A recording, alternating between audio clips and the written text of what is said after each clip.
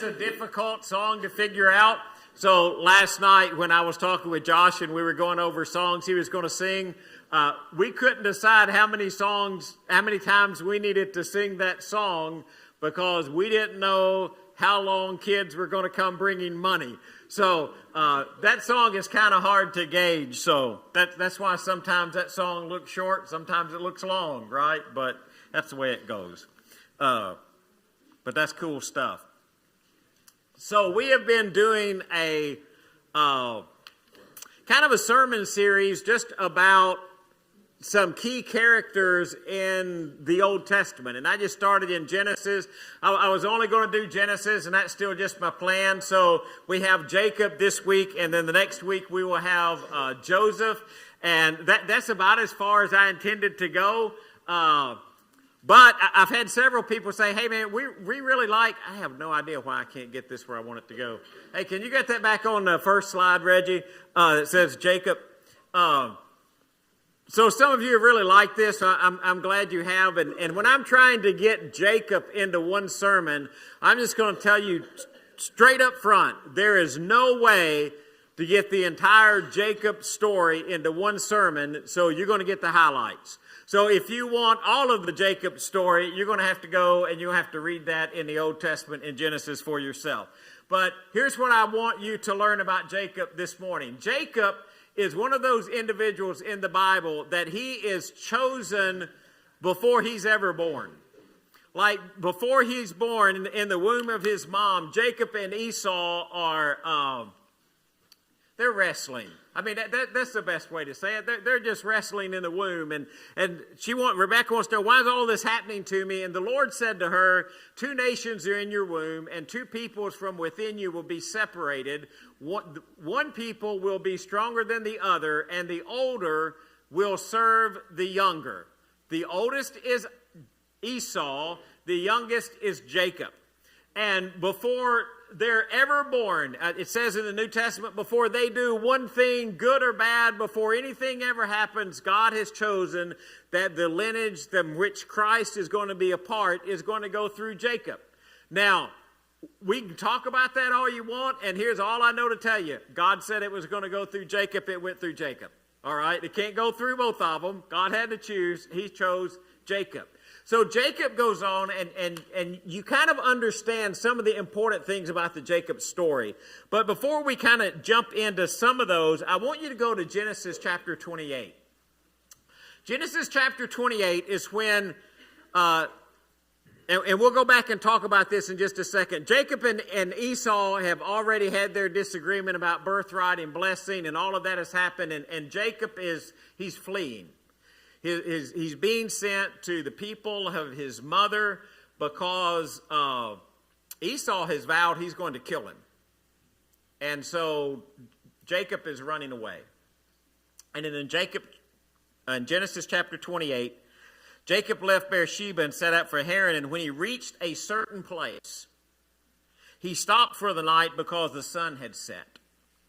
And taking one of the stones there, he put it under his head and lay down to sleep. And he had a dream in which he saw a stairway resting on the earth with its top reaching to heaven, and the angels of God were ascending and descending on it. And there above it stood the Lord, and he said, I am the Lord, the God of your father Abraham and the God of Isaac, and I will give you and your descendants the land on which you are lying. Your descendants will be like the dust of the earth, and you will spread out to the west and to the east and to the north and to the south. And all the peoples on earth will be blessed through you and your offspring. And I am with you and will watch over you wherever you go. And I will bring you back to this land, and I will not leave you until I have done what I promised you. So from the very beginning, Jacob is blessed. God's going to watch out over him, and God's going to take care of them. And Jacob wakes up from his sleep, and he says, surely the Lord is in this place, and I was not aware of it. He was afraid, and he said, how awesome is this place? This is none other than the house of God, and this is the gate of heaven. Now, just one little tidbit, okay, just one kind of little thing I want you to kind of stick off to the side. That word that we translate awesome, it's not the same word we're going to look at later, but it's also a word that can mean something is kind of dreadful, or it's kind of impressive, or it's something that's really great, but maybe something you should dread even at the same time. And Joseph made a vow. Now, I want you to listen to the vow that Jacob makes a vow. And I want you to listen to the vow that Jacob makes, because I want you to compare it to something that he says later in the book of Genesis, all right? If God will be with me and will watch over me on this journey I am taking, and will give me food to eat and clothes to wear so that I can return safely to my father's house, then the Lord will be my God, and this stone that I have set up as a pillar will be God's house, and of all that you give me, I will give you a tenth. Now, I want you to think about what Jacob just said, and I want you to break it down. Do you know what he said? He said, God, if you'll do this, this, this, and this, the way that I ask you to do this, this, this, and this, I'll let you be my God. Then you can be my God. But he's got these stipulations. And I know we'll sit up here and we'll say, we'd never do anything like that, would we? Oh, we do it all the time. Well, God, I need you to do this, this, this, and this. Well, if you'll do this, this, and this, then I'll believe that you're who you say you are. Or if you'll bless me this way, this way, this way, then I'll worship you, and then I'll let you be my God. So when Jacob starts out, he's got these stipulations, and this is one of the things I want you to see about Jacob. Jacob is really trying as hard as he can to control the narrative. He wants to control the story. He wants to tell you exactly what's going to happen, when it's going to happen, and how it's going to happen. And you see that develop as he goes through his life. We're going to see it in the things that we look at. And the reason I think that's so important is because a lot of times that's exactly the way that we operate. We want to say God is God, and we want to say, well, we're giving God control. We're going to let God do what God needs to do. But at the same time we're saying that, in our minds, we're trying to control the narrative because, well, we want God to do what God wants to do as long as what God wants to do is the same thing that I want to do. As long as God will do the things that I want the way that I want, then it's okay for him to be God. But then when God comes in and he changes the rules, we might not be so quick to follow him. And you're going to see that develop in the life of Jacob. So Jacob goes out. Now, the first big thing we get in the Jacob-Esau story is the birthright, right? Now, why is the birthright important? Well, the birthright is kind of a sense of possession. The firstborn was supposed to be the one who takes over the family. He becomes the patriarch of the family when the father dies. So the birthright is very, very important. Now, also, the firstborn usually got twice as much as the others. So, it's kind of like it's a pretty important thing to get the birthright. Do you remember the story? Esau comes in. He's been out. This is the Greg Smith paraphrase, all right? He's been out all day. He's hungry. He's tired. He wants something to eat. Jacob making some stew up, right? And he comes in and he wants some of the stew. And what does Jacob say? Hey, brother, I'll give you a little bit as long as you sell me your birthright. You think, well, that just sounds like a little thing, doesn't it? Just kind of casually. You see how casually in passing he says, well, if you just sell me your birthright, I'll get you something to eat. And what does Esau say? Now, number one, Esau is not very long-sighted. Esau is very short-sighted. Okay? He says, well, I'm about to die anyway, so I don't know what good that birthright's going to do me if I'm dead. That's a Greg Smith paraphrase, but that's what it means. And so he sells it. He sells it for a bowl of stew. By the way, if you don't know it, just so you leave know it, that is not a good business decision. All right? But what you have is you have Jacob trying to control the narrative. So then Isaac becomes old, and it's time for the blessing. So you come into the Father lays his hand on you, and the Father gives you a blessing. He blesses you. And he usually blesses the oldest child. Now, we know that God said the older is going to serve the younger, right?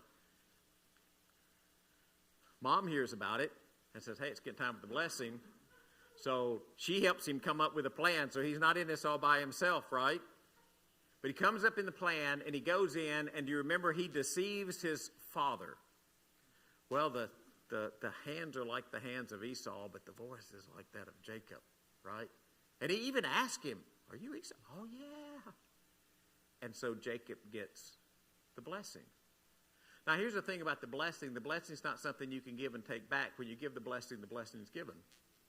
And so when he gives the blessing to Jacob, and then Jacob just barely gets out of the tent before Esau comes in. And he said, I came so you can give me the blessing. It's like, well, he was that guy that just left, right? Because I already blessed him. And Esau says, well, bless me too. There's not another blessing. But there you've got Jacob. He's trying to control the narrative. He's trying to figure out exactly what's going to happen. So he goes off to Laban. And I know I'm throwing a lot of names at you, so you may have to get all of these right into it. Laban is his mother's people. And he goes over there, and he's going to work with Laban. And Laban says, well, you know, you are my relative. I ought not to work for nothing. What does he say? Do you remember what he asked for his wages? Now, Laban had 2 daughters. Leah had weak eyes, which weak means beautiful, by the way, not that she needed glasses. And it says Rachel was lovely in form. And he says, well, how about for 7 years, I'll just marry Rachel. So he tries to control the narrative. Even the wages. Now, this is really interesting because it's something about the way God blesses us. So you'll find out in Genesis that when he's talking to his wife later in Jacob's life, he said, I had a dream, and God said that he was going to give me the spotted and the speckled and the striped animals from your father's herd, that those were going to be my wages. And so he would try to negotiate that. And if you remember the story, he would go up and he would take pieces of wood. Remember this? And he would cut them so that they were striped, so that when the goats or the sheep would mate or drink in front of those, that they would see the striped pieces of wood, so they would bear striped offspring. Just think about that for a second. You think that's the reason they would bear striped offspring, is because they were looking at a striped stick? No. That's not the way it worked. Why did it work that way? Because God had said,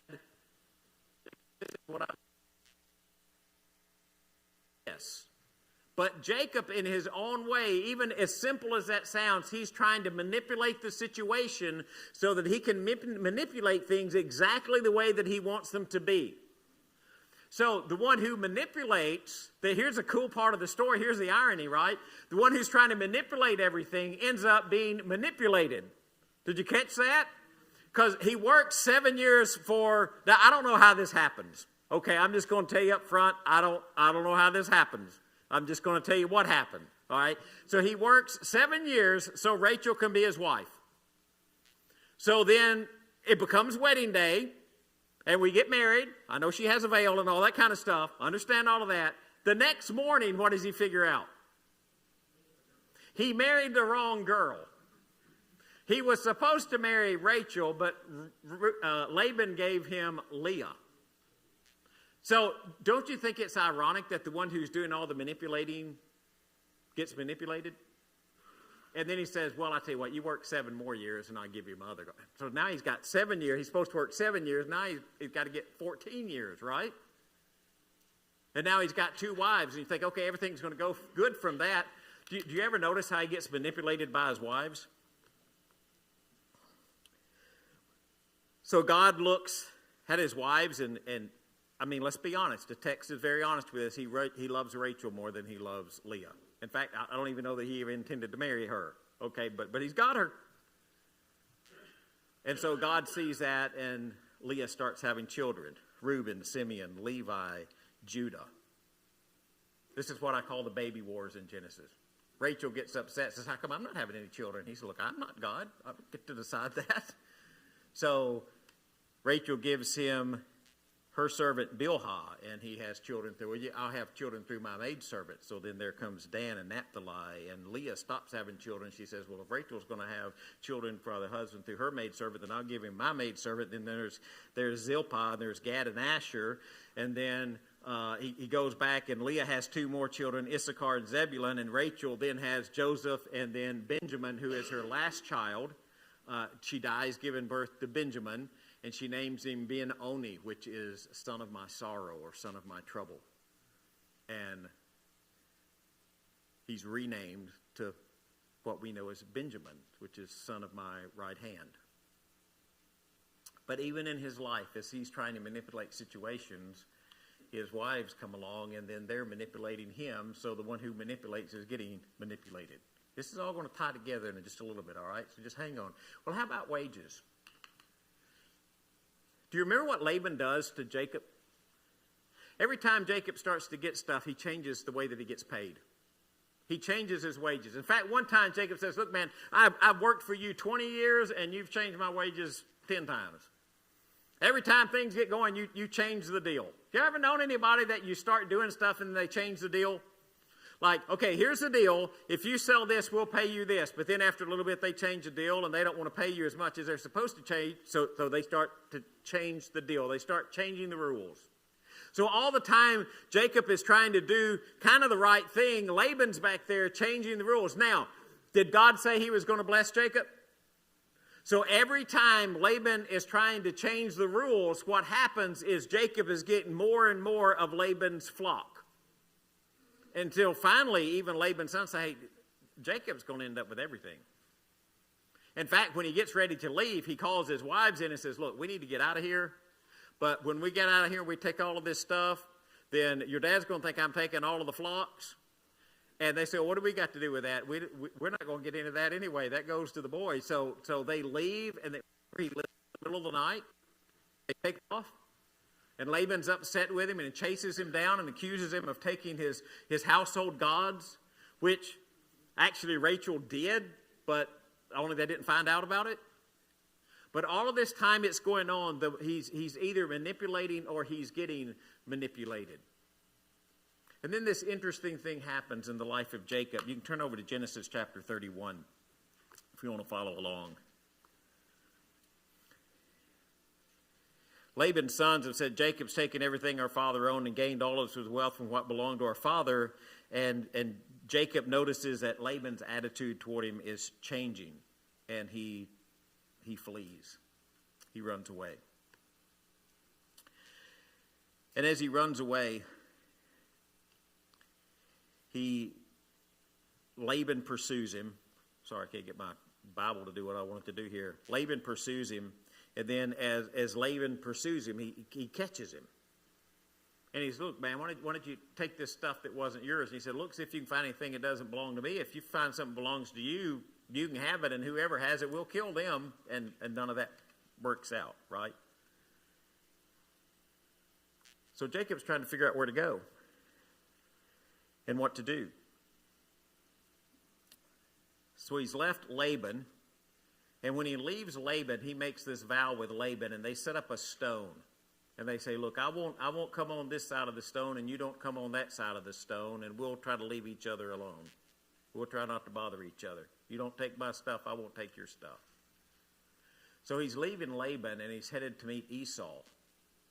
Now I want you to think about this. The last time he saw Esau, what did Esau say? Well, I see you again, I'm going to kill you. So he's leaving one guy that's mad at him, going in the direction of another guy who's going to kill him. And as he goes, he gets to this place, and it says that the messengers of God meet him. The angels of God meet him. Now, I don't know if that means angels or messenger angels, but somebody meets him, and he says, God's in this place. This is Genesis 32. And so he starts trying to figure out all of this stuff about how he's going to get the right people in the right place. So he starts dividing his stuff up. Now, I want you to go back a little bit. Do you remember at the very beginning the prayer that I talked about Jacob praying? What did that prayer sound like?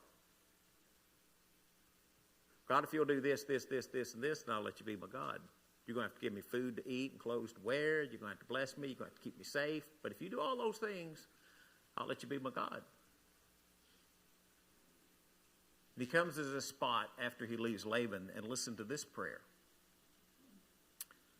O God of my father Abraham, God of my father Isaac. This is Genesis chapter 32, verse 9. O Lord, who said to me, go back to your country and to your relatives, and I will make you prosper. I am unworthy of all the kindness and faithfulness you have shown your servant. I had only my staff when I crossed this Jordan, but now I have become two groups. Save me, I pray, from the hand of my brother Esau, for I'm afraid he will come and attack me, and also the mothers with their children. But you have said, I will surely make you prosper and make where your descendants like the sand of the sea, which cannot be counted. Do you see the difference in what he says? I am unworthy of the kindness you've shown me. He's learned. He's learned. And then this really crazy, interesting thing happens.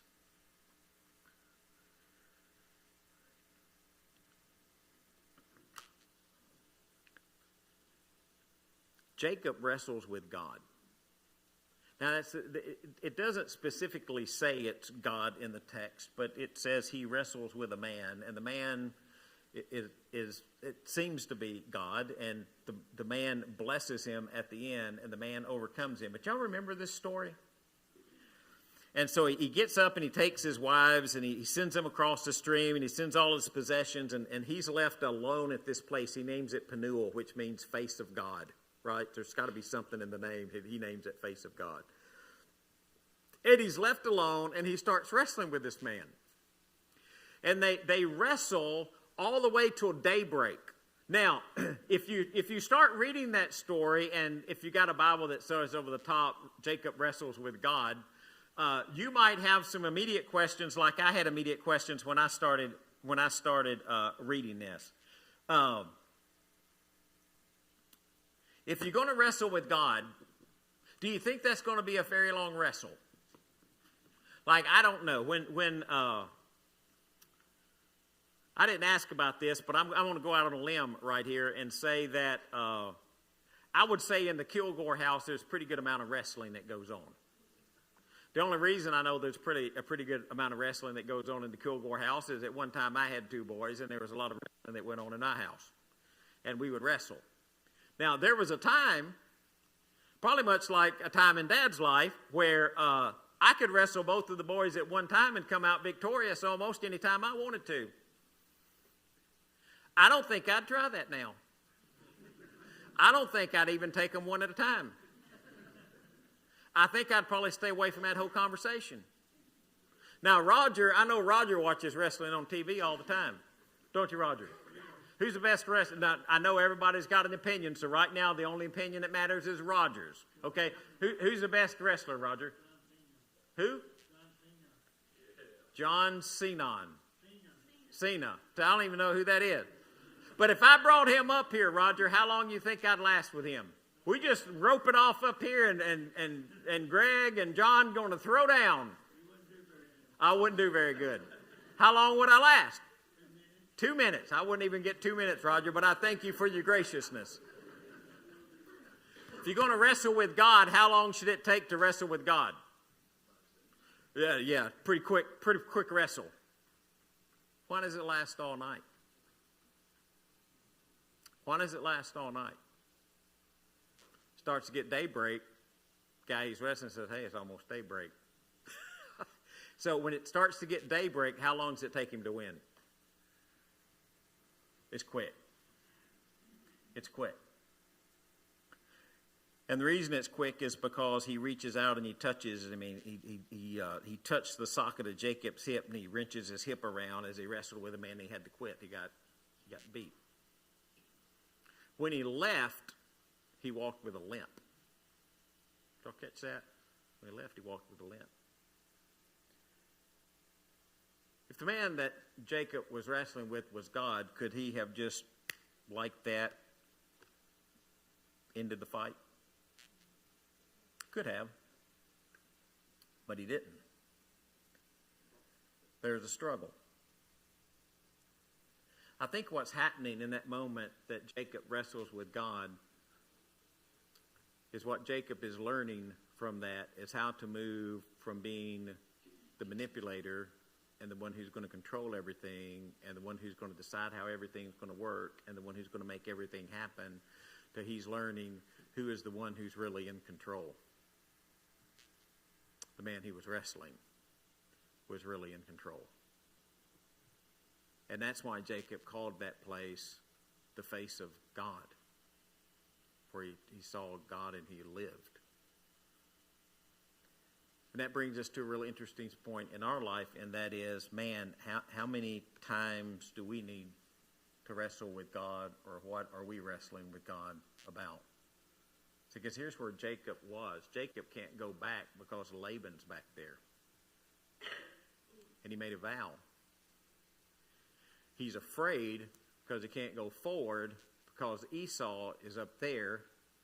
And Esau's vowed to kill him, and now he's not so much concerned with Esau killing him, but Esau, he is afraid, is going to kill his wives and his children.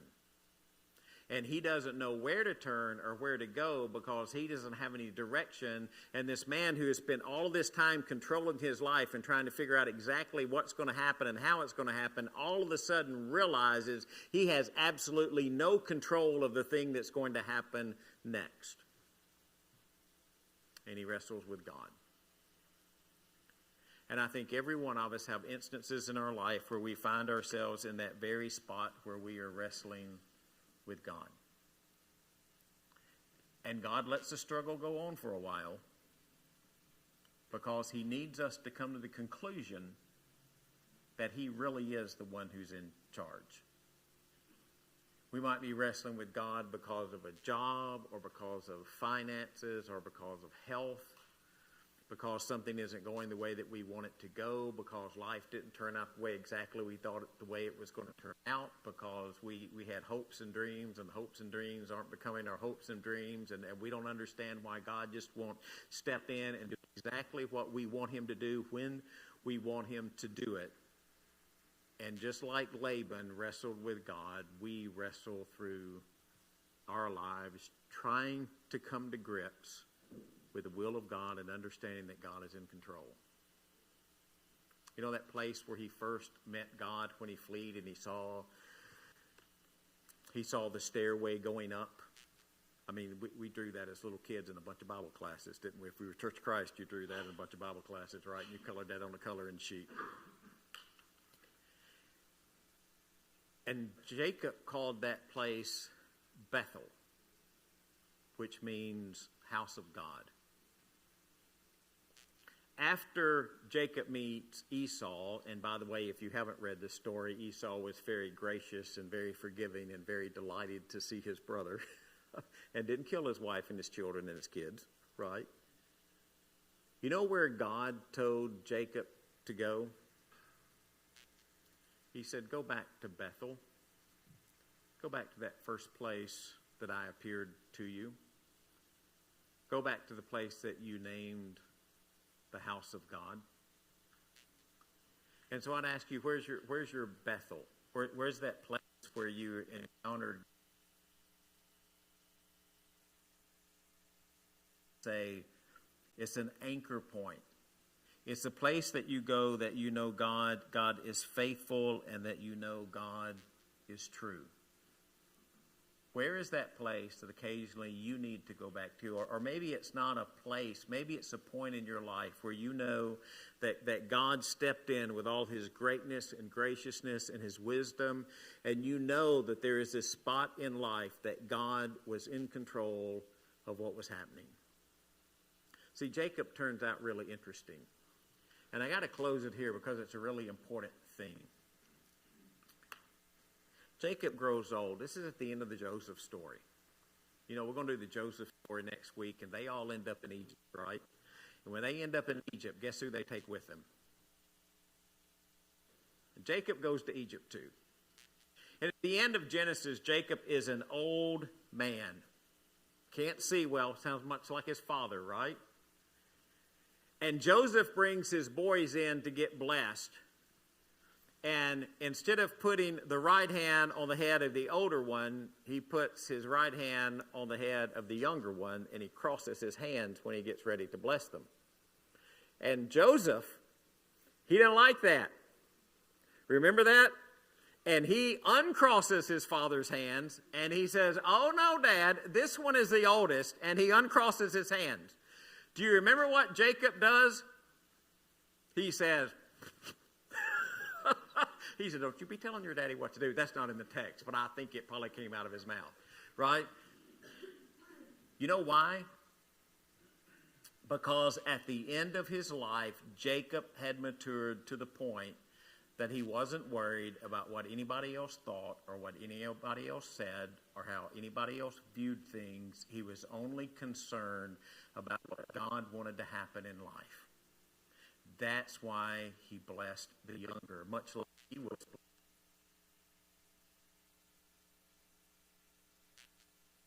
And part of that growing process was that night where he wrestled with God. It's a great story. Story of someone who tries to manipulate life and tries to control life until they realize that what we really have to do to trust God is to have the submission and the peace of allowing God to control life and let God bless us in his own ways. Man, the greatest thing God ever did for us is he sent his son. He sent his son who died on the cross to give us eternal life, to give us the greatest blessing we could ever imagine and one that we cannot ever put a price tag on.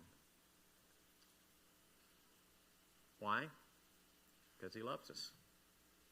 Because he chose us. The question is, are we going to be the type of people who will submit to God and let God be God? Or will we be people who are so confident in our own abilities that we want to choose to be God? If you need to respond